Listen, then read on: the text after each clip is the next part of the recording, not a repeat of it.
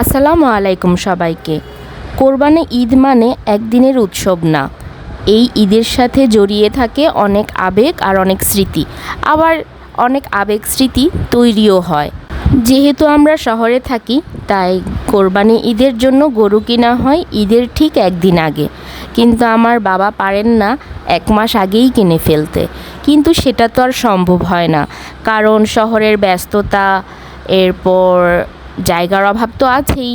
তবে ছোটোবেলায়, মানে যখন আমরা অনেক ছোট ছিলাম, তখন আমার বাবা একটা ছোট গরু কিনে নিয়ে আসে একদম ঈদের 1 মাস আগে। এইটা দেখে আমার মা তো একটু রাগান্বিত হয়েছিলেন, কিন্তু আমরা 3 ভাই বোন ভীষণ খুশি হয়েছিলাম, যেহেতু আমরা অ্যানিমেল লাভার। আমরা সেই গরুটার একটা নাম দিয়েছিলাম। গরুটাকে আমরা খুব আদর যত্ন করতাম। প্রত্যেক দিন বিকালে গরুটাকে মাঠে নিয়ে যেতাম চড়ানোর জন্য। যদিও সেখানে এখন আর ওই মাঠটি নেই, ওখানে এখন বড় বড় বিল্ডিং হয়ে গিয়েছে। 1 মাস পর যখন গরুটাকে কোরবানি করা হলো, বিশ্বাস করবেন না, আমাদের 3 ভাই বোনের অবস্থা ভীষণ খারাপ হয়ে গিয়েছিল। বিশেষ করে আমার ছোট বোন, সে তো 2 দিন ধরে কান্নাকাটি করেছিল ওই গরুটার জন্য, এবং সে খাওয়া দাওয়াও করতে পারছিল না ঠিক মতো, এতটা বেশি মায়া জন্মিয়ে গিয়েছিল আমাদের এই গরুটার প্রতি। এরপর ধীরে ধীরে আমাদের খরচ বাড়তে থাকলো, ব্যস্ততা বাড়তে থাকলো, দায়িত্ব বাড়তে থাকলো। তো দেখা যায় এখন ঈদের মধ্যে হয়তো সেই ছোটোবেলার আনন্দগুলা অনুভূত হয় না আগের মতো।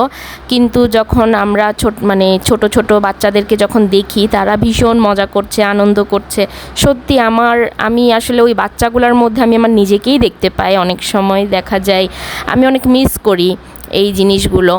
এই জিনিসগুলো আমাদের আসলেই অনেক ভাবুক করে তুলে। তো দেখা যায় প্রতি বছর কোরবানির সময় আমাদের এক একজনের এক এক রকম আশা থাকে আম্মুর প্রতি, যে কেউ বায়না ধরে এটা রান্না করো, কেউ বায়না ধরে ওইটা রান্না করো। আসলে আম্মু সবার বায়না রাখার চেষ্টা করেন, কিন্তু ঈদের টাইমে আসলে সবার বায়না রাখাটা অনেক মুশকিল হয়ে পড়ে মায়ের জন্য। তো আমার ছোটো বোন সবসময় বায়না ধরে, প্রতি বছরই বায়না ধরে যে বিরিয়ানি রান্নার জন্য।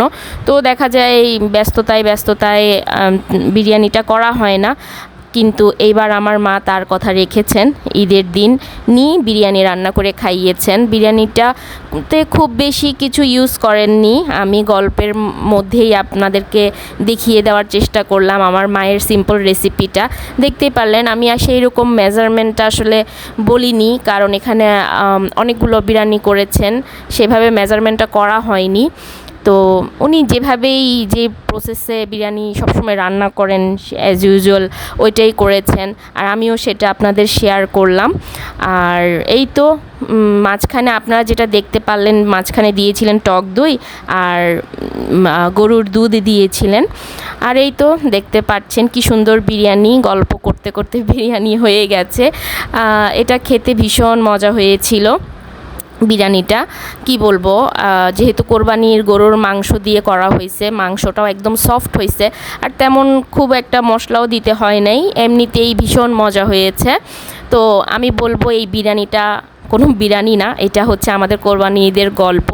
আশা করি আপনাদের ভালো লেগেছে। ভালো লাগলে লাইক, কমেন্ট, শেয়ার করে আমাদের পাশে থাকবেন। আর আজকের মতো এখানে বিদায় নিচ্ছি, আবারও নতুন কোনো রেসিপির ডিটেলস নিয়ে আপনাদের সামনে হাজির হব। সবাই ভালো থাকবেন, সুস্থ থাকবেন। আল্লাহ হাফেজ।